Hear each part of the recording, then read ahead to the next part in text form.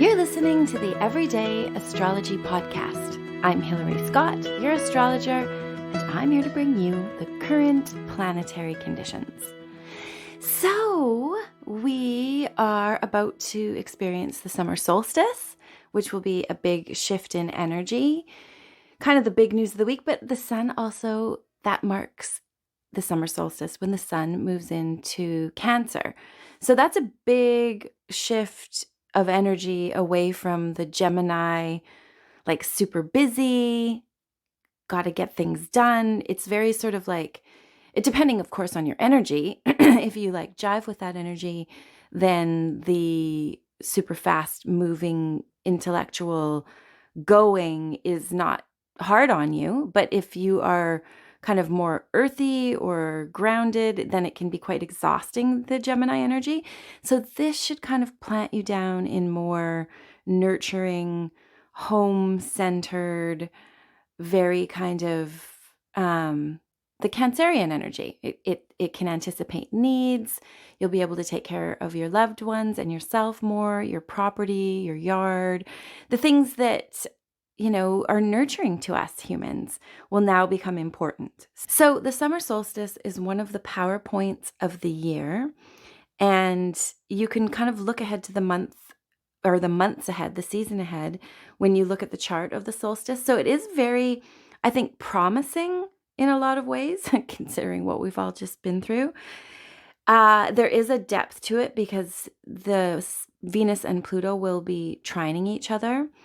So Pluto has, been through the ringer, going through Capricorn, dragging us all through Capricorn.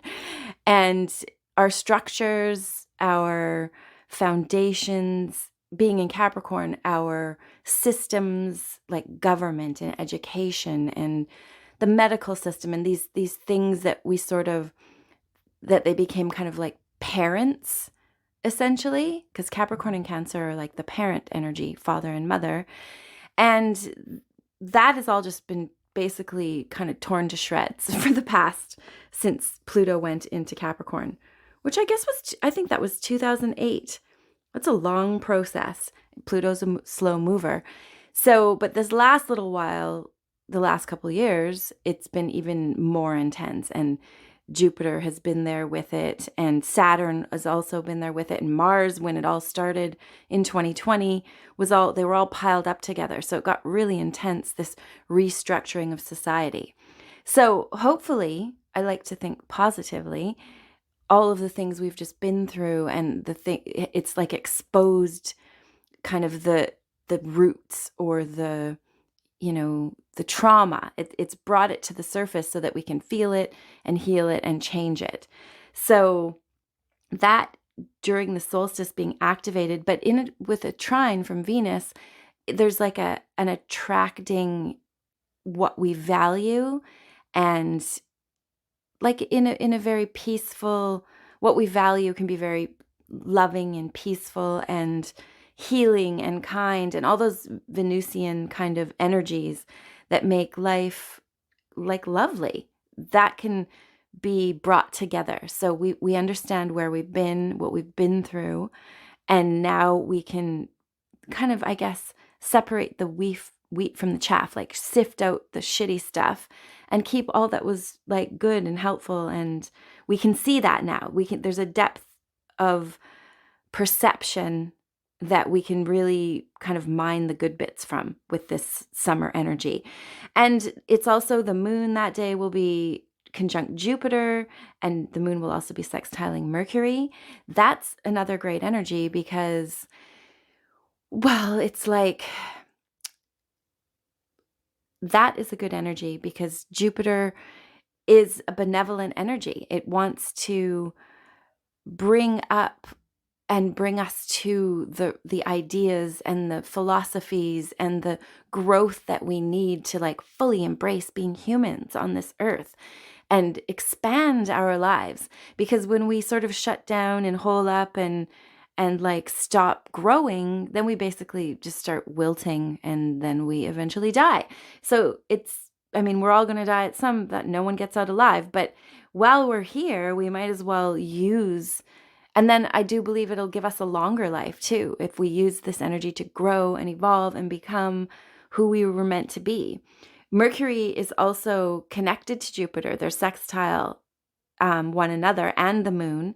And that's another opportunity for us, like a blessing where our thoughts, there might be a breakthrough in communication or a lucky sort of perception change. And really, life is all about perceptions, right? Like just a shift in your perspective can change everything. It can change the trajectory you're on, which will change your future. And so this is like a benevolent combo here with this solstice energy that will allow us to perceive reality in a way that benefits us and others and allows us to keep growing as souls, which we are here to do.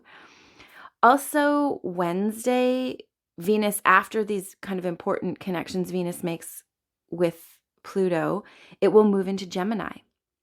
And that is going to be way different than the energy that we've just been experiencing with Venus. It gives us like, we went from being kind of like happy and content with maybe slower, more grounded movement, or even like what we valued had a lot more to do with things.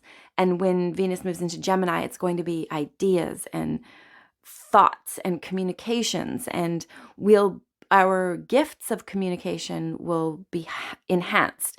So if you need to speak or write or pitch an idea or communicate with about something important to somebody important, you should have the gift of gab. Definitely the Gemini energy is such a witty and just like really excellent communicator in all the forms of communication. The one thing it can be not the best at is like being emotional, like tapping in. Like it seems to be much more comfortable in the realm of thoughts and ideas and thinking and intellect. It's an air sign. And so all the thinking things that we do are like highlighted, but we can get out of touch with our feelings. We think we can think ourselves out of our feelings. And these are two different parts of ourselves that we have to integrate. So the sun shining in Cancer really does put us in touch with our feelings. And there's really like, we got to feel our feelings. So hopefully if you can meld this energy, the Venus in Gemini with the Cancer sun, we can kind of like feel our feelings and then express them. Maybe write something fabulous. Or I heard something interesting lately that we all go through like suffering and we all go through pain, which is so true. And it was like maybe a tribal thing. I should write things down because this was I thought a really profound idea. I think it was like a native or a shamanistic idea that when we go through something, we need to then turn it into art and then give it back to the world in some way.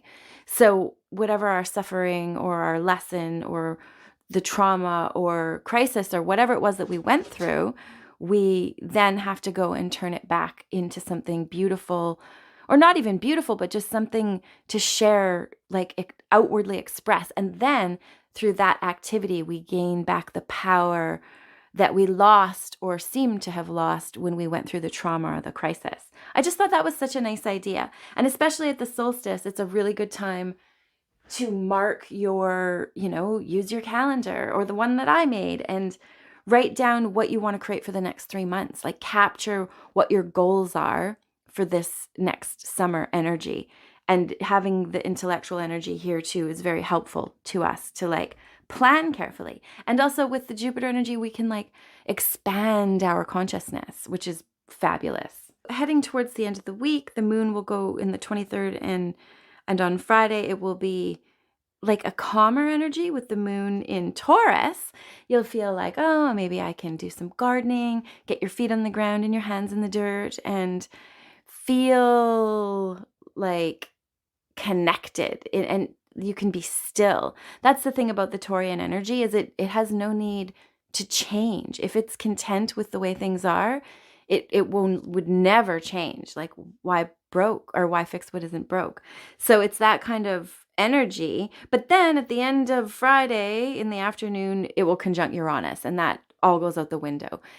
Uranus has really been messing things up for the Taurian folk lately because it's just so different than the energy of Taurus. Like it's very, it wants to change for the sake of changing and growing and evolving, and the ideas come like lightning, and it's like shocking characters are often involved, and it's a lot. So that will happen, and that leads us into the weekend when the moon will shift into Gemini, and it will then be connected with Venus, which is really lovely, and then sextiling Jupiter. So Sunday is a really special day. So take time to yourself to just, also take time to communicate. That's what you should probably be doing with all this Gemini energy. Something beautiful might be said, something like, like a quote that lasts forever, or maybe you're just like overtaken with a flurry to communicate through writing, and maybe you're writing a book or a novel, or all the different ways of verbally and just sort of like a video. Any way that you can communicate is very Gemini, ruled by Mercury. So that energy comes into play Sunday very strongly, and you'd want to really like capture it. So it is a busy week. Like we've got Tuesday, actually Monday will start out with a really lovely, the sextile between Mercury and Jupiter, but it goes into Tuesday as well. And there is also the energy of the moon conjuncting Pluto. So you still might not have recovered from this Piscean weekend. You may have felt really tired. You may have slept a lot more. Just this last weekend, like the 18th, 19th. When Jupiter or when Neptune and Pisces are in play, often like we just need to recuperate. We need to go in and be in the unconscious state. So lots of sleeping is good, napping, creativity, like things that are beautiful in a very spiritual, meditative, reflective way. It's not linear energy. So coming out of the weekend, it'll be nice to have these sort of brighter, clearer energies occurring. And with the solstice on the 21st, like mark it down, write down what you want to create for the next 3 months. And even think about what have you learned since the solstice last year? What kind of like what have you learned about nurturing and home and family and maybe mother in the last year that from the last solstice to this solstice? It's a good time to contemplate that.